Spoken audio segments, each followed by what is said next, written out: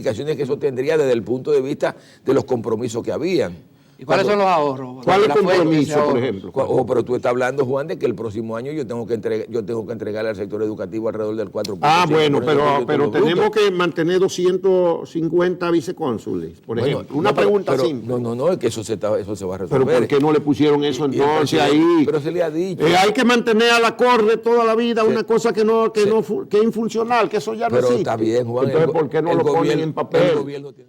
¿Y por qué tenemos 55,000 militares en este país? Cuando tú hablas, bueno, eso es un tema que habría que se pudiera abordar, pero lo que sí no es que se debería abordar y discutir si el país necesita 55,000 guardias y un montón de coroneles y generales haciendo negocio y traficando, pero eso también tenemos que abordarlo. No estoy de acuerdo que lo abordemos, pero lo que te quiero decir... A lo mejor con 15,000 le da suficiente para lo que para las necesidades del país. Nos complace recibir esta mañana al ingeniero Juan Temístocles Montaz, ministro de Economía, Planificación y Desarrollo. Temístocles es un viejo amigo aquí, militante de 1+1. Se nos pierde de tiempo en tiempo, la brega recuperarlo. Cada vez que me invita a los programas de fin de año estoy aquí. Le damos crédito porque él siempre ha tenido el valor de venir a debatir las políticas económicas cada fin de año en los programas de fin de año de Telentillas. Aquí en 1+1, pues a veces se nos ha perdido por mucho tiempo. Pero aquí está Juan Temístocles, el hombre, el líder del equipo gubernamental que ha elaborado el proyecto de reforma fiscal. Con una responsabilidad doble de ser, de corregir lo que está mal. y habiendo sido ministro durante 8 años, es una responsabilidad muy grande. Yo pensaba que Temístocles iba a estar en otra posición en el gobierno para no cargar ese peso. ¿Cómo es la cosa, Temístocles? Era mi deseo, Juan. Ese era mi deseo. De no llevar la batuta en esta... El presidente Medina entendió que era ahí donde me necesitaba. Y yo soy un militante de mi partido donde él entendió que debía trabajar, ahí estoy. Bueno, ¿y cuáles son las expectativas en la Cámara de Diputados? Ya no habrá más reformas, bueno, porque ya ellos participaron de la que se aprobó en el Senado, ¿verdad? Como comisión bicameral, supongo que ya hoy se va a dar la aprobación también en 2 lecturas consecutivas. No creo que sea en 2 lecturas consecutivas, porque para producir la aprobación en 2 lecturas consecutivas se requeriría ya en la segunda votación una mayoría cualificada, las 2/3 partes. Entonces lo que se pretende es, por las informaciones que he recibido, es que se aprobará hoy en primera lectura, entonces se volverá a convocar para el jueves, la Constitución establece un periodo... Sí, de 48 horas. Sí, para que entonces de nuevo la Cámara se vuelva a reunir, pero el tema es que lo que tiene que ver con el aspecto monetario y financiero se refiere exclusivamente a los temas del Banco Central, a los temas de la moneda y a los temas del sistema financiero de la República Dominicana, no al tema impositivo, al tema fiscal. Lo que pasa es que la Constitución es lo que quedó seguro, como en muchos otros aspectos, con confusión, porque cuando habla de los títulos económicos, bajo el régimen económico financiero aparecen, entonces se habla ahí de reformas al sistema tributario, del sistema impositivo, es decir, que deja esa dualidad, esa doble interpretación. Desde luego van a interpretarlo ustedes, que es lo más fácil. Y ya, Juan, ya hubo una experiencia, la del año pasado. Pero el año pasado fue el presupuesto nada más. No, acuérdate que en el mes de junio, julio se aprobó una reforma tributaria, el año pasado. En un momento inclusive hasta difícil para el gobierno y para la candidatura del compañero Danilo Medina, en un momento donde la candidatura del entonces candidato del PRD estaba muy alta y se tuvo que aprobar una reforma, y de eso fue con mayoría simple, tanto en una Cámara como en la otra. No significa una bomba de tiempo para el gobierno. ¿Cómo el gobierno va a poder...? No, mire, yo creo que evidentemente los tributos no son agradables. Cuando se habla de impuestos, se habla de imponer en gran medida. Yo creo que en la democracia, inclusive, en el caso dominicano, yo creo que es positivo el hecho de que se haga un esfuerzo de lograr ciertos niveles de consenso. Pero los impuestos no son agradables en ninguna parte, o sea, son difíciles de aceptar. Y por tanto, pues esto es comprensible. Ahora, yo creo que lo importante a la hora de evaluar esto es ver qué consecuencias se derivan posteriormente de las aprobaciones de los impuestos. Y yo siempre pongo de ejemplo lo que ocurrió aquí en el año de 1990, posterior a las elecciones de 1990. Este país estaba colapsado desde el punto de vista económico, con una crisis política luego de las elecciones de ese año.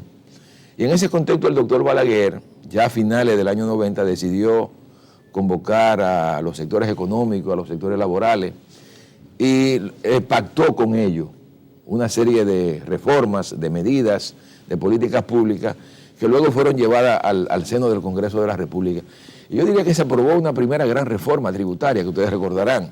Yo digo que era inclusive la más grande de todas las reformas que se ha hecho en los últimos 22 años en el país, porque inclusive de golpe y porrazo, esa reforma le adicionó a la presión tributaria dominicana más de 2 puntos, por 2%. Pero hay una diferencia muy grande con relación a eso. No, pero déjame contarte para que dijiste que lo que yo pienso que es lo que puede ocurrir. O sea, no, en aquel entonces había un problema serio político. Sí, pero en aquel entonces estaba la sociedad reclamando esa reforma. Estábamos nosotros. Y los organismos internacionales reclamando esa reforma. Aquí el empresariado, la clase trabajadora, pedían esa reforma. Y nosotros reclamando. Y aquí es al revés. Y nosotros reclamando que se fuera allá, a Balaguer en aquel entonces. Sí. O sea, había una situación política complicada. Entonces, lo que digo es que los resultados de esa reforma que se hicieron en el 91-92 fueron positivos para el país. Fueron 10 años de crecimiento económico bueno. La década de los 90 fue una década buena para la economía dominicana. Y las reformas que se hicieron entre el 2004 y el 2006 también fueron positivas para el país. Nadie quería la reforma, había problemas, había resistencia. Se aprobaron y la economía dominicana se relanzó.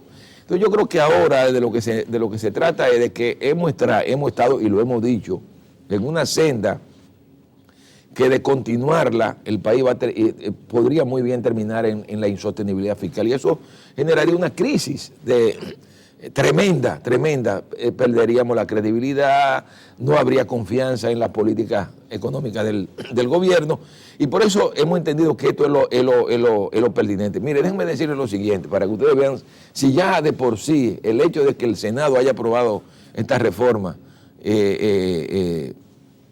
envía una señal positiva hacia afuera sobre la economía dominicana. Ayer recibí de nuestro representante en el Banco Mundial, que tú conoces muy bien, Juan, porque es una persona, hijo de una persona que fue durante años director del periódico Hoy, una persona muy querida por nosotros. Sí. Y él me envió ayer una información sobre cómo están viendo los mercados a la República Dominicana, luego de la aprobación de la reforma.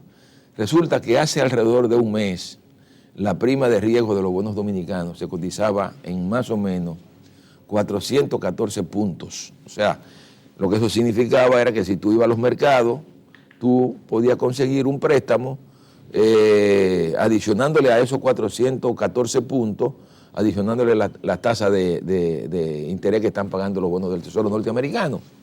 Resulta que como consecuencia de la aprobación de esa reforma, esa prima de riesgo de los bonos dominicanos ayer estaba en 364 puntos básicos.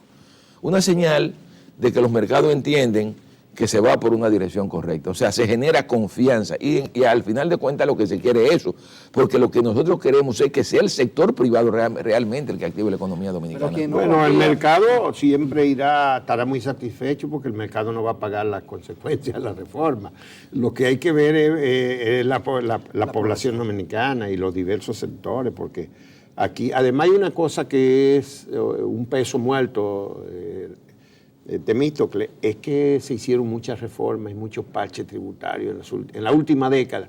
Tú señalabas la reforma de los años 90 y ciertamente fue una reforma importante, pero es que se hicieron 6 o 7 en 8 o 9 años y eso como que cansó a la gente y todo el mundo se pasó años diciendo que esta vez tenía que ser una cosa más seria, más profunda, más integral y el mismo presidente Medina se comprometió con una reforma integral. ¿Qué pasó que no se ha podido abordar eso integralmente Mira, como se había Juan, planteado en la campaña y en los programas de gobierno. Déjame decirte cómo yo veo la cosa. Yo creo que sin lugar a duda, aquí las reformas tributarias no han sido la panacea, pero no es que no hayan propiciado cambios importantes en el sistema tributario de la República Dominicana. Tú recordarás que hasta los primeros años de esta década, o de este siglo, mejor dicho, porque ya estamos en la segunda década, el sistema tributario dominicano se sustentaba en gran medida en impuestos al comercio exterior. Yo creo que a mucha gente se le ha olvidado de que hace apenas 8 años, aquí uno de los impuestos más importantes desde el punto de vista de la tributación era la comisión cambiaria. Eso se eliminó.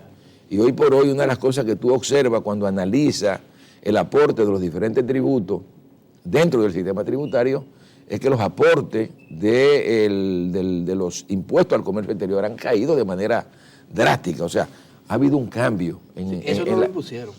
Sí, pero un cambio. Porque las naciones ricas que querían... No, era que no teníamos alternativa. O sea, claro. No teníamos alternativa. Si queríamos ir al Tratado de Libre Comercio, teníamos que modificar el sistema impositivo. Yo creo que es una de las cosas positivas del accionar internacional sobre la economía dominicana, que nos obliga a hacer reformas. Como tú muy bien decías, la reforma de los años 90 fue en parte también forzada por circunstancias internacionales. ¿Cómo llamaba el argentino, que dirigía el PNUD en esos Baiso, años? apellido Baiso no era. No era Baisos, no, pero él fue Sí, fundamental pero que en la promoción de esa reforma. Esa reforma se le impuso al gobierno. Pero lo que digo es que como quiera la situación internacional te forza, en un contexto donde tú te abres, que tú te quieres integrar al mundo, tú estás... Pero hay una cosa, Temito, pero lo que te quiero decir es que las reformas en gran medida han producido cambios. Que han favorecido principalmente a los gobiernos de turno y a los sectores más pero lo que te quiero decir, ingresos. el sistema tributario, Juan, no es el mismo hoy. No es el mismo. Pero eso no ha cambiado de manera radical. Ahora, yo creo que uno de los graves problemas del sistema tributario en la República Dominicana a lo largo de los últimos años es que en la medida en que hemos ido haciendo cambios, hemos ido también propiciando reformas en la dirección de que esos cambios no sean realmente efectivos. Por eso, una de las cosas que resalta del sistema tributario dominicano es que es un sistema muy complejo, que tiene regímenes de incentivo para todo, que incentiva todo. Entonces, cuando tú tienes un sistema tributario que tiene regímenes de incentivo para todos los sectores y que además quiere incentivarlo todo, al final de cuentas tú no incentivas nada y terminas realmente generando las situaciones que estamos viviendo ahora. Yo creo que lo que se ha pretendido hacer ahora va en la dirección de comenzar a desmontar esa situación. Ahora, lo otro que te quiero señalar es que, mire, a mí cuando se ha hablado del tema de la reforma tributaria integral, yo siempre me he preguntado, bueno, pero ¿qué es lo que se quiere decir con una reforma tributaria integral? Porque yo lo que noto es que en todos los países, en la medida en que... Más bien se habla de reforma fiscal integral. Sí, correcto. Al final de cuentas tú dices, bueno, pero ¿qué es lo que se quiere? Bueno, se ha dicho, está claro. Quiere significar sí, que no solamente se reforme la tasa impositiva, sino que también el gasto. Al final de cuentas, si tú te pones a ver, esta reforma en gran medida lo que te va a propiciar también es una reformulación del gasto público. Desde el momento mismo en que tú te ves abocado a tener que incrementar el gasto en la educación en los niveles en que lo va a tener que cumplir con la ley. Correcto, ya tú estás modificando el gasto público. O sea, y yo pienso que en el futuro, una de las cosas a las que habrá que prestarle atención es al gasto en salud pública. O sea, yo creo que si bien ahora la lucha fue por lograr mayores niveles de inversión en educación, y eso con el tiempo se tendrá que ir incrementando porque uno de los compromisos de la Estrategia Nacional de Desarrollo es que en la medida en que vayan pasando los años también se tendrá que ir incrementando más el gasto en educación. Pero pienso que también como un elemento fundamental en lo que tiene que ver con la reorientación del gasto público, será que en el futuro también habrá que reclamar más recursos para la salud pública. Cuando tú estás hablando aquí de que estamos destinando alrededor del 2.9% del Producto Interno Bruto a salud y seguridad social, cuando tú lo comparas con el promedio de la región o lo comparas con cualquier país del mundo, te das cuenta también que ese nivel de inversión es bajo. Ahora, ¿qué es lo que yo sostengo? Lo que yo sostengo es que, si bien es cierto que aquí hay necesidades de inversión no solo en educación, no solo en salud, también en infraestructura, porque yo creo que un país, si quiere dar un salto cualitativo, tiene que invertir en infraestructura, que aquí realmente hay un serio problema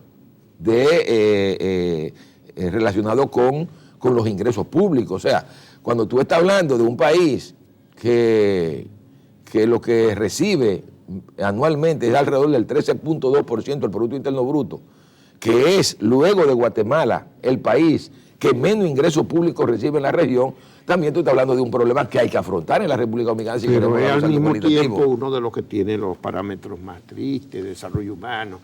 Todavía la última encuesta en hogar de la ONU reveló, la semana pasada sí se mostró, que el 56% de los hogares dominicanos todavía no tienen agua dentro de sus casas. Sí, Juan. Y de ese 44% que la tiene, Temístocles, hay un porcentaje considerable que la tiene esporádicamente. O sea, que todavía en este país tener agua potable dentro de la casa es una reivindicación. O energía eléctrica. Es decir, son problemas tan que por más que me digan, bueno, eso es como tú compras una casa y le pones un gran salón acústico para tener un gran salón de música, y tú compras una casa, pero no le pones agua, o sanitario, sí, o no tiene energía eléctrica. Entonces, ¿cómo tú le puedes construir un salón acústico? Es muy bueno el salón, o la piscina. Uno quisiera tener una piscina, pero tú antes de la piscina tú tienes que procurar tener tubería con agua dentro y energía eléctrica y tener posibilidad de mandar a los hijos a una escuela mínimamente buena, y tú prefieres mandarlo a un colegio y pagar y no hacerte una piscina.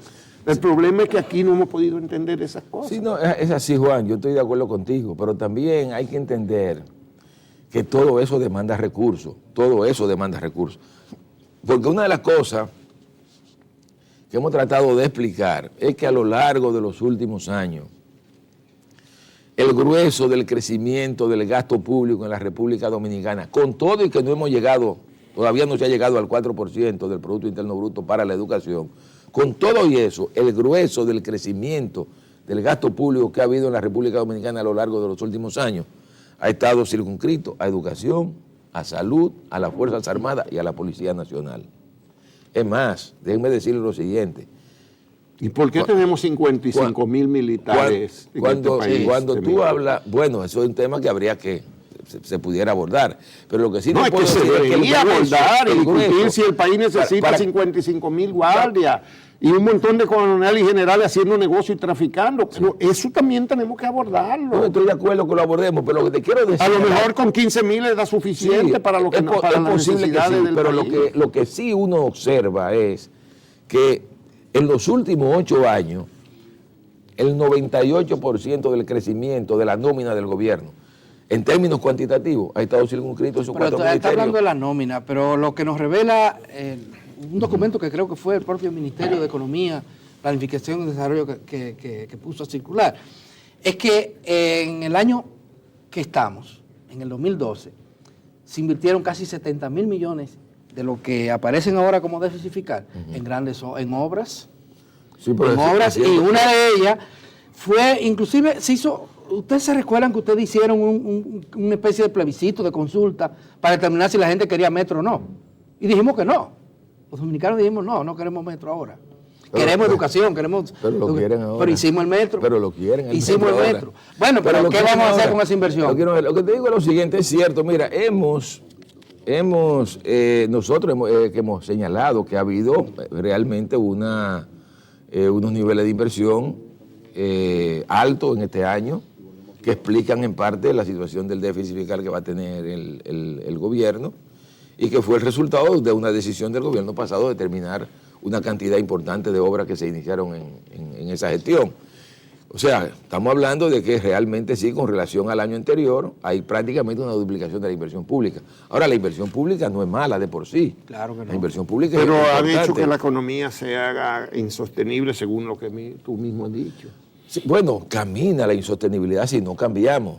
Pues no, es insostenible. Si no cambiamos. Ya es insostenible. Sí, porque estamos obligados ahora a buscar dinero de los bolsillos de la gente para hacer los déficits. Para cambiar el curso de insostenibilidad. Juan, pero es que déjame decirte lo siguiente, Juan, aún cuando nosotros ahora recortáramos de manera drástica el gasto en inversión pública, como va a ocurrir, con todo y eso, el hecho de que tengamos que destinar más recursos a la educación este año, mantendría prácticamente el mismo nivel de déficit. Por Porque esa razón lo que vamos a invertir más en educación es un porcentaje del Producto Interno Bruto. Sí, y es lo Tal mismo. como se establece, un porcentaje, de manera Claro. que si creció es mayor, si disminuye No, pero también ocurre. es lo mismo que en el caso de la inversión pública, porque es un porcentaje también del PIB que se invertía en inversión Sí, pública. Pero ahí no pasamos. Temístocle, la idea no es que el gobierno deje de invertir, sino que invierta mejor. No, Yo creo que la diferencia ha sido que en el gobierno no. Ustedes fueron eficientes en presentar un programa de contribuciones minucioso, pero no han podido presentar un programa de economía minucioso. Es decir, de señalar, ¿por qué no presentaron los renglones? Dicen que van a ahorrar 50.000 millones, pero ¿por qué no se lo pusieron en blanco y negro al Foro Económico Social, el Foro Nuevo? Volví hoy a confundirme con el Consejo Económico y Social. No. ¿Por qué no le presentaron también un programa así minucioso? Mire, tanto por aquí, tanto por allá. Porque pues, en el fondo es como no comprometerse a nada específico para después dejar la cosa como están. No, es Juan el que se le explicó al Consejo Económico y Social. Pero hay un documento donde establece, así como establece dónde están los impuestos, dónde están las reducciones. Se le estableció de manera clara hacia dónde se destinarían los recursos, las implicaciones que tendría eso y el por qué el gobierno no podía comprometerse a un piso en términos presupuestarios por las implicaciones que eso tendría desde el punto de vista de los compromisos que habían. ¿Y cuáles son los ahorros? ¿Cuál es el La fuente de ese compromiso, por ahorro. ejemplo? Pero tú estás hablando, Juan, de que el próximo año yo tengo que entregarle al sector educativo alrededor del 4%. Ah, bueno, pero tenemos que mantener 250 vicecónsules, por ejemplo. Una pregunta simple. No, es que eso se va a resolver. Pero ¿por qué no le pusieron eso entonces ahí? Pero se le ha dicho. Hay que mantener a la corte toda la vida una cosa que es infuncional, que eso ya no existe. Pero está bien, Juan. Entonces, ¿por qué no lo ponen en papel? El gobierno tiene 2 meses y está trabajando. Pero ustedes querían justificar un paquete impositivo, también tenían que darle, para ganar el espacio, digamos, y que la gente se lo aceptara. Tenían que hacerlo pero se han estado tomando medidas, Juan, en esa dirección. Bueno, cosmética hasta ahora. Sí. Y se van a seguir tomando medidas. Ahora, no puede ser de golpe y porrazo. Pero hay cosas que sí se pueden resolver de golpe y porrazo. ¿Cómo cuáles? Reducir la nómina del cuerpo diplomático. Pero que eso se está. Ajá, pero se está amenazando. Pero claro, se ha hecho una propuesta en esa dirección. Vamos a darle una tregua aquí a Temístocle, dándole paso a Ernesto Trinidad. Desde muy temprano estamos dándole seguimiento a esta jornada nacional de protesta que han convocado sobre todo el Foro Social Alternativo y el Movimiento Justicia Fiscal y que apoyan también a algunas agrupaciones políticas y choferiles. Pero aquí en las inmediaciones de la UAS sobre todo ya han comenzado a ir colocando algunos agentes policiales en puntos estratégicos en estas inmediaciones de la Universidad Autónoma de Santo Domingo. También se ha observado algunos militares, pero sobre todo al frente de entidades privadas como supermercados e instituciones financieras. Porque desde aquí, ya a las 9:30 de la mañana, desde este punto donde me encuentro, Correa y Cidrón con Alma Mater saldrá la gran marcha hacia el Congreso Nacional para protestar en contra del paquetazo fiscal. Pero uno de los convocantes de esta manifestación de la gente del Foro Social Alternativo se encuentra aquí conmigo, Víctor Jerónimo, con quien vamos a conversar. Víctor, ¿cómo están los ánimos ya para hoy, para esta jornada de protesta? Bueno, los ánimos están caldeados en todos los puntos del país, del territorio nacional. Se persigue que se haga sentir la voz del pueblo y mantener permanentemente una vigilia en el Congreso Nacional a partir del día de hoy, marchando desde aquí, de la Correa y Cidrón con Alma Mater hacia el Congreso Nacional, contra el paquetazo fiscal y porque se encarcele a los ladrones, a los que se han robado los dineros del pueblo, producto precisamente de la francachela y lo que es el despilfarro y el uso y mal uso de los recursos del Estado para imponerse en el poder y también para acogerse a más riquezas por los dineros del pueblo. Víctor, ¿en cuáles puntos del país podríamos estar hablando que se podrían estar desarrollando marchas, piquetes, movilizaciones en estos momentos, ya sobre todo a partir de las 9 de la mañana? Bueno, estamos hablando de concentración en casi todo el territorio nacional. En Santiago de los Caballeros marcharán desde el Parque Colón hacia la Gobernación. En San Francisco de Macorís habrá movilizaciones y protestas. En Moca habrá una concentración en el Parque Principal de Moca. En Navarrete habrá movilización en Licey al Medio y así sucesivamente. En todo el territorio nacional habrá protestas y movilizaciones en contra del paquetazo fiscal. También está con nosotros Ramón Ramírez. Ramón, esta manifestación ustedes veo que la están apoyando la gente de Juntapo, la organización que tú lideras en estos momentos. ¿Cómo está por esa zona, sobre todo la barrera de la parte norte? Me imagino que viene por ahí. ¿Ha visto algo? Bueno, hay una muy grande movilización militar.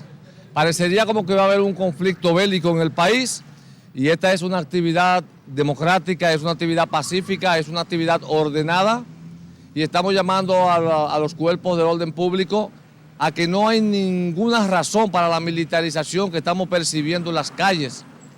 Militares con M16, con lanzagranadas, con muchas armas de guerra. Y nosotros vamos a marchar aquí de manera pacífica. A las 3 de la tarde en Capotillo va a haber una gran marcha también, aparte de esta marcha que va hacia el Congreso a partir de las 10 de la mañana. Y hay una integración de toda la población porque la gente entiende que es un abuso el paquetazo fiscal, ese paquetazo que solamente va a agravar más lo que es la débil economía de los dominicanos. Y en ese orden de ideas, en algunos momentos habrá una inmensa concentración de ciudadanos y ciudadanas que marcharemos hacia el Congreso. Muchas gracias, Ramón. Lo que queremos decirle a la gente que nos están siguiendo a través del programa 1+1, que se mantengan atentos, que nosotros le estaremos dando seguimiento a esta jornada de protesta convocada por los grupos populares y ya un poquito más tarde ya estaremos nuevamente aquí en este punto donde me encuentro con Rey Cidrón, con Alma Mater. Sin embargo, habrá otro punto en que quizá en la mañana nos vamos a movilizar para presentarle el escenario de la capital dominicana, cómo está en este momento al llamado, la militarización, sobre todo la colocación de militares en puntos estratégicos como cabeza de puente, entidades financieras y en otro punto. Sin embargo, ya en este momento terminamos y se siguen agregando otras personas también de los dirigentes que han convocado esta manifestación, como Jesús Adón y otras personas que también forman parte de este movimiento, el presidente de Asudemo, la gente de la UAS, que también apoya, sobre todo el área de los empleados, esta manifestación. Las Fuerzas Armadas y la policía no vamos a ser parte del problema, nosotros vamos a tratar de ser la solución del problema. Como siempre, no utilizaremos violencia, ahora vamos a mantener el orden público y la seguridad.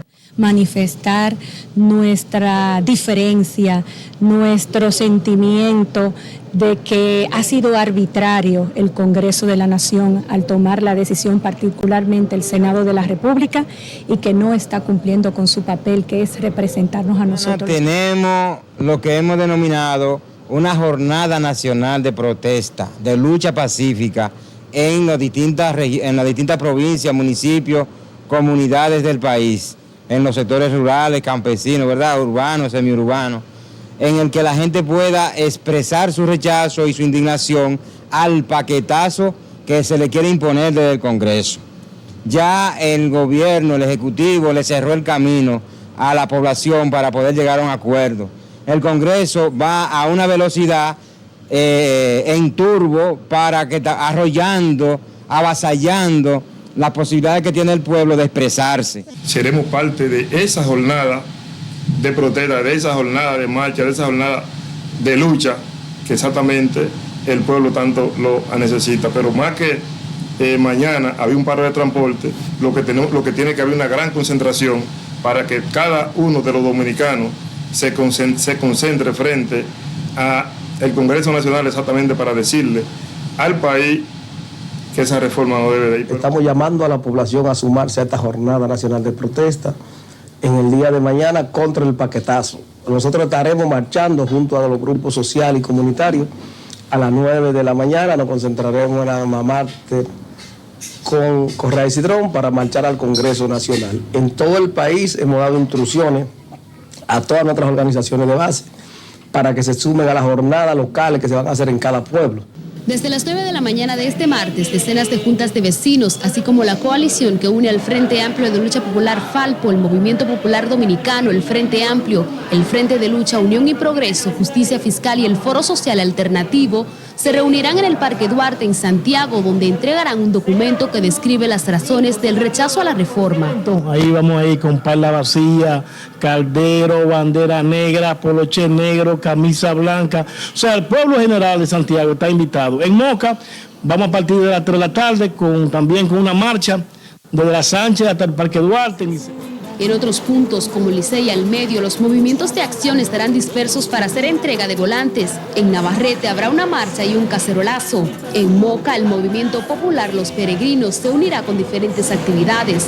Las juntas de vecinos de la parte oeste de la ciudad que une a los barrios de Cienfuegos, El Ingenio, Monterrico, unidos sus representantes la noche de este lunes, decidieron a unanimidad respaldar la protesta. Vamos a decir no al aumento de los alquileres, no al aumento, o sea, no al 1% a la vivienda de 6.5 millones en adelante. Vamos a decir no al aumento en el costo de la canasta familiar. Que automáticamente le aumenten el 2% del ITEVI a la gasolina y a los otros combustibles, automáticamente quedarán grabados todos los artículos de primera necesidad, porque no es con agua que se transportan los alimentos.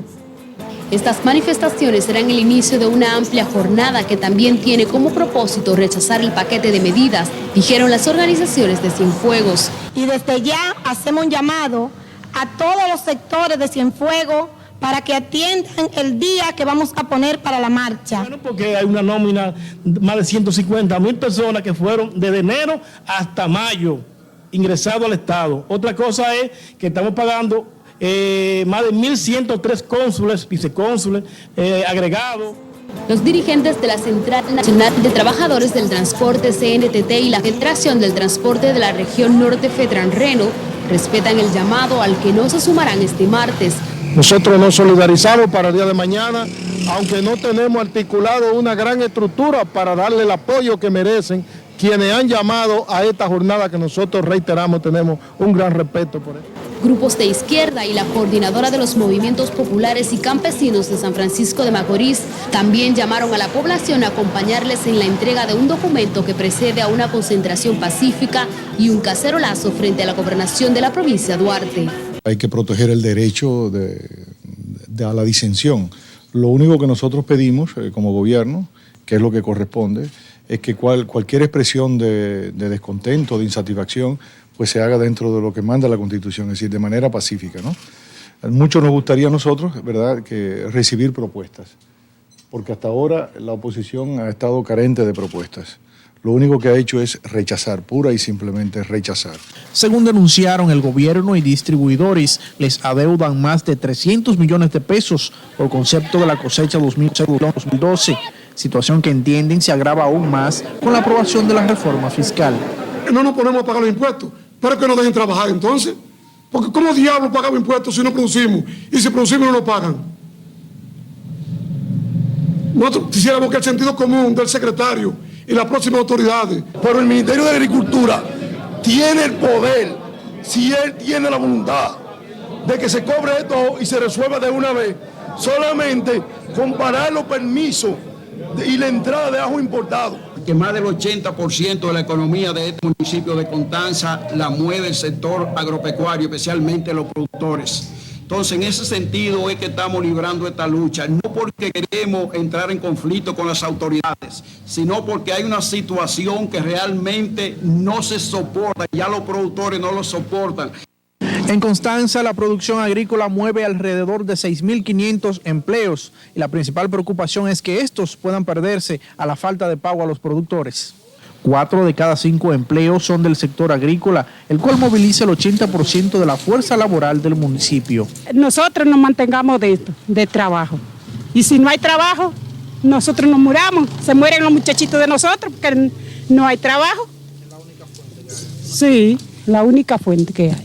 Para este jueves, los productores agrícolas de Constanza anunciaron una marcha por las calles hasta llegar a la oficina local de agricultura y de no obtener respuestas, harán una huelga general iniciando el viernes a las 6 de la mañana.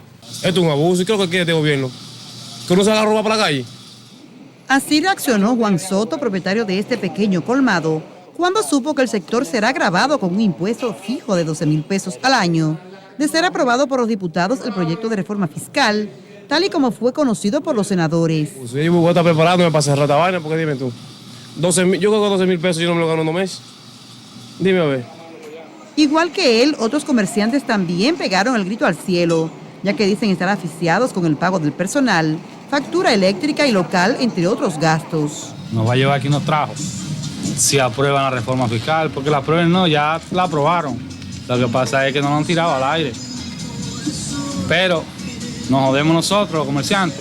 Porque esto sí que está bien difícil, si aplican eso, lamentablemente, vamos a acabar de terminar con la pobreza. Cerrar ya y desaparecer de por aquí. Y no para San Juan a sembrar yuca. Eso va a tener que los negocios pequeños tengan una quiebra. Similar impacto provocó en los compradores por Internet la noticia de que deberán pagar impuestos por las compras menores de $200, que hasta ahora no pagaban impuestos. Esta es una noticia y una información que lleva mucha preocupación porque era un elemento de ahorro, de reducción de costo, de alivio a la canasta familiar dominicana, el comprar por Internet. Sostuvo que la medida contraviene los compromisos contraídos con el Tratado de Libre Comercio de ERECAFTA. Lo cual puede traer implicaciones muy serias para la República Dominicana. Ahora lo que se busca es gravar con un 18%, que es el nuevo valor de ITEVIS, las compras por Internet y adicionalmente cargas, dependiendo del artículo que se traiga, que se van a realizar en las aduanas dominicanas. Indicó que alrededor de 2 millones de dominicanos serán afectados con esta disposición. La reforma fiscal es el único punto en agenda para la sesión convocada por la Cámara de Diputados para este martes a las 10 de la mañana. Pero desde ya el diputado PRDista José Santana advirtió que si el proyecto no es sancionado con mayoría calificada, recurrirá ante el Tribunal Constitucional. Yo estaría dispuesto a encabezar una cruzada en contra de la reforma en el Tribunal Constitucional para declarar la inconstitucionalidad de la misma, porque esta reforma lo único que va a traer es desasosiego y además es extemporánea y no es conveniente en esta coyuntura. Es la misma advertencia que hizo Participación Ciudadana días atrás. El paquetazo fiscal también ha generado el rechazo entre diferentes sectores de la población que han convocado acciones de protesta y aseguran que no cesarán las manifestaciones hasta obtener una respuesta del gobierno. No sabemos a dónde pueda esto llegar dependiendo de la actitud que el propio gobierno asume. Si es la represión, entonces las protestas serán mucho más duras todavía. Y entonces llegaremos hasta donde quiera el gobierno. Sin embargo, el oficialista Tobías Crespo advirtió que las protestas anunciadas no surtirán ningún efecto en el Congreso, porque la decisión final está en manos de los legisladores. La aprobación o no de la reforma depende de los legisladores, no depende de esas protestas, pero ellos tienen derecho a protestar. Nosotros como cuerpo legislativo analizaremos la reforma, la discutiremos y le daremos el tratamiento que la circunstancia demanda. Mientras en el Congreso Nacional se empezaron a tomar algunas medidas de seguridad desde tempranas horas de este lunes. Temístocle ha puesto ejemplo varias reformas que se hicieron en el pasado y conllevaron negociaciones intensas. ¿Qué fue lo que pasó? ¿Por qué fue que se rompió tan rápido la negociación o la conversación con el Consejo Económico y Social? ¿Qué fue lo determinante? Porque a la semana de haber entregado el proyecto ya estaban hablando ustedes de combinando a que se tomaran, a que se decidieran, como que era demasiado precipitación. ¿Qué fue lo que determinó tanta prisa? Mire, desde un primer momento, inclusive en el acto donde el presidente presentó la propuesta al Consejo Económico y Social, se señaló de manera clara que en lo relativo al tema de la propuesta de reforma tributaria, el gobierno necesitaba que el Consejo se pronunciara en un periodo no mayor de 2 semanas. Cuando iniciamos las conversaciones con el Consejo, lo primero que hicimos fue ponernos de acuerdo en lo que iba a ser el cronograma del trabajo del Consejo Económico y Social con el gobierno. Y una de las primeras cosas que se abordó fue cuáles son los principios que iban a sustentar ese proceso de discusión que conduciría al pacto fiscal. Se entendió que por un problema de coyuntura había que abordar el tema de la propuesta de reforma tributaria del gobierno, pero no viéndola como única, como el pacto fiscal. O sea, era un problema de la coyuntura que había que abordar porque el gobierno tenía que someter el presupuesto al Congreso de la República y que ese era un tema que tenía que... Pero tenía hasta diciembre para eso. Sí, ya de todas maneras no cumplió el plazo originalmente establecido en la Constitución, entonces ya, ¿por qué tenía que ser tan esto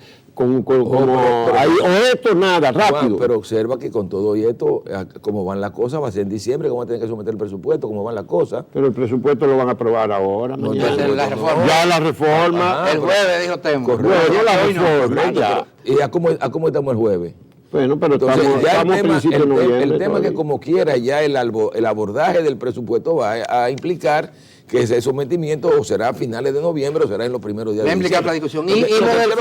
Lo que quiero decir es lo siguiente, se acordó un cronograma de trabajo. Nos poníamos de acuerdo en los principios, nos pusimos de acuerdo en los principios. Y los principios yo creo que son fundamentales para poder entender que había una voluntad en el gobierno de avanzar en lo que tenía que ver con el pacto fiscal. La idea era, discutamos la propuesta del gobierno. Ahora, en el Consejo se planteó el problema única y exclusivamente por el lado del gasto. Vamos a ver el tema del gasto. Y en el Consejo se plantea, obviamente, bueno, nosotros lo que creemos es que el gobierno tiene que tener un presupuesto de 410.000 millones de pesos. Por más que se le discutió y se le dijo, miren, inclusive no hay manera de que nos podamos poner de acuerdo con esto, porque inclusive hasta el presupuesto que se va a someter, Juan, va a estar determinado por la reforma que se apruebe. O sea, nosotros estamos sometiendo, a usted le estamos sometiendo una propuesta de reforma. Bueno, por eso el Consejo propuso que fuera un presupuesto de transacción o de transición. Bueno, y al final... y no había tanta diferencia entre lo que tú dijiste, que se publicó en los periódicos, que iba a ser de 420 a 460. No, yo hablé de 460.000. Nosotros hablamos de 469.000, pero de 420 a 450.000. Pero le dijimos, Juan, que inclusive eso que estábamos planteando podía no ser. ¿Por qué? Porque todo iba a depender de lo que aprobara el Congreso. Estábamos sometiendo una propuesta equivalente al 2.2% del Producto Interno Bruto y nos están aprobando una propuesta que es del 1.8%. Ya por obligación el gobierno estaba obligado a tener que reducir gastos por algún lado. Entonces, no me pongo un piso, veamos el asunto y entonces discutamos el tema de la reforma. Ahora, ¿qué pasó? Y ahí es donde yo vengo el problema. O sea, no se quiso entrar a discutir el tema del ingreso. Pero cuando el gobierno dice que tiene que resolver este problema porque tiene que buscarle una solución al tema presupuestario. Bueno, que eso lo ha pasado 7 veces en 8 o 9 años. Al final tuvimos que discutir con todos los sectores, Juan, y discutimos con todos los sectores. Escuchamos a todos los sectores. Los diferentes sectores empresariales que fueron escuchados por el gobierno. Y en algunos casos se modificaron cuestiones que están planteadas en la reforma y por esa razón del 2.2 tenemos 1.8. Temo, la reforma para mí ya es un hecho. Eso no se va a cambiar en la Cámara de Diputados ya. Viene otro proceso de ajuste a propósito de la llegada anoche de la misión del Fondo Monetario Internacional que viene a negociar No, el fondo viene en este momento, no tanto a negociar un acuerdo. El fondo viene a la revisión del artículo 4. Ellos vienen a hacer una revisión de la situación económica del país, las políticas económicas que están implementando, cuáles son las tendencias en lo que tiene que ver con la política monetaria, con la política fiscal, con la política cambiaria. Sobre esa base, ellos rinden un informe al directorio del Fondo Monetario Internacional en el mes de enero. Y a partir de enero, ya sobre la base del conocimiento de ese informe en el directorio del Fondo Monetario Internacional, es que estaremos en condiciones de saber si va a haber o no va a haber acuerdo con el Fondo Monetario Internacional. Pero lo de ahora no se trata de un acuerdo. ¿Qué tipo de acuerdo ustedes están planteando? Al final de cuentas, yo creo que tendremos que ir a un stand-by. Habrá que volver a un stand-by. No a lo que se planteó en la campaña, que era un acuerdo. El presidente Medina habló de un acuerdo. Tendrá que ser necesariamente un acuerdo de stand-by. ¿Qué implicará eso? Bueno, reformas, nuevas reformas. No necesariamente. Ahí entra la electricidad, entonces. Ese es un tema que porque el Fondo Monetario tiene la electricidad como una cosa que ya no se puede seguir, que no puede continuar financiándole $1.200 millones a la es un tema que sin lugar a dudas se va a abordar. Se va a abordar ahora. El presidente Medina ha entendido pertinente en esta circunstancia transferirle al sector eléctrico lo que el sector eléctrico realmente demanda, porque muchos de los problemas que han habido últimamente, en los últimos años, con el tema del presupuesto, han estado asociados al hecho de que al sector eléctrico se le han estado asignando partidas muy por debajo de lo que necesita. Y por tal razón, ya a mediados de año se nota que no... Eso ha sido una política de subestimar eso. Pero en parte forzado hasta por el mismo Fondo Monetario Internacional, recomendado por el Fondo Monetario Internacional como una vía para tratar de lograr mayor nivel de eficiencia en el sector eléctrico. Pero no se ha logrado, entonces al final de cuentas el gobierno tiene que transferirle los recursos. Ahora, el presidente Medina, viendo esa experiencia... Para transferirle quiere decir más dinero que el que se está dando. ¿Por qué no hemos podido lograr esa eficiencia? No, era que normalmente en el sector eléctrico, siempre en los presupuestos se le colocaban recursos por debajo de lo que ellos necesitaban. Claro.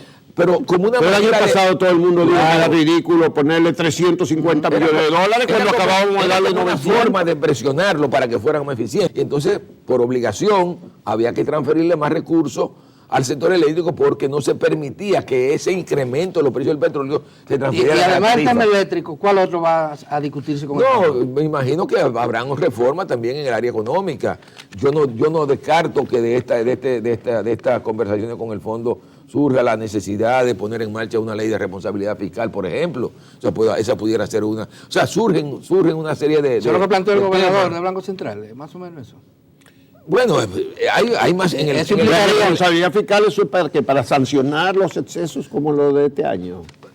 Es realmente garantizar que las finanzas públicas no se salgan de la senda. Esa sería ahora se salieron, ¿verdad? O sea, con relación a lo que se proyectó no hemos terminado. O sea, pero tú debes sentir alguna pena siendo ministro de Economía estos últimos años que haya llegado a ese nivel de poner en riesgo la sostenibilidad económica.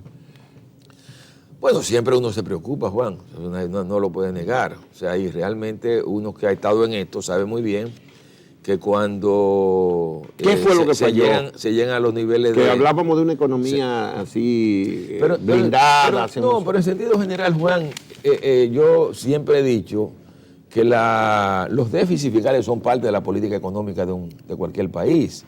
Tú ves Estados Unidos y Estados Unidos va a terminar este año con un déficit por encima del 8% del Producto Interno Bruto. España por encima del 6%. O sea, bueno, pero se hizo insostenible en España, por ejemplo. En Estados Unidos no se ha hecho insostenible, pero en España se hizo insostenible. Lo que nosotros no queremos es que llegue aquí a ser insostenible, porque hasta ahora no hemos tenido problemas. Si hubiésemos tenido problemas... ¿Por qué es lo que tenemos ahora? Pero hasta ahora la percepción que hay es que la economía dominicana en términos económicos es sostenible. Cuando te estoy diciendo, esa protesta no van a pasar de ahí. Cuando te estoy diciendo que la prima de riesgo de los bonos dominicanos está cayendo, es porque la gente hacia afuera se entiende que se están tomando la medida correcta. Pero en España con un 6% de déficit con relación al Producto Interno Bruto. Fíjate todo lo que hay, mira ya el tiempo que llevamos en esto. Y el desempleo sigue creciendo. Aquí que tenemos un 8, según también las informaciones oficiales, no ha pasado nada, ni va a pasar nada. No, porque lo que te quiero decir es que si se toman las medidas en un contexto en donde el país está cumpliendo sus compromisos internacionales, pues nosotros no nos hemos atrasado en el pago de la deuda. Aquí no hay moratoria de deuda. El gobierno ha reiterado su compromiso con seguir cumpliendo con sus compromisos internacionales. Si eso se mantiene, no hay problema con la economía dominicana. Y yo creo que eso es lo fundamental. Bueno, se nos ha terminado el tiempo. Temístocles Montaz, quien es el ministro de Economía, Planificación y Desarrollo. Muchísimas gracias por Bueno, hay que desearle suerte a Temístocles en esta nueva etapa con el nuevo presidente ahora. Vamos a ver si funciona mejor el blindaje económico, Temístocles.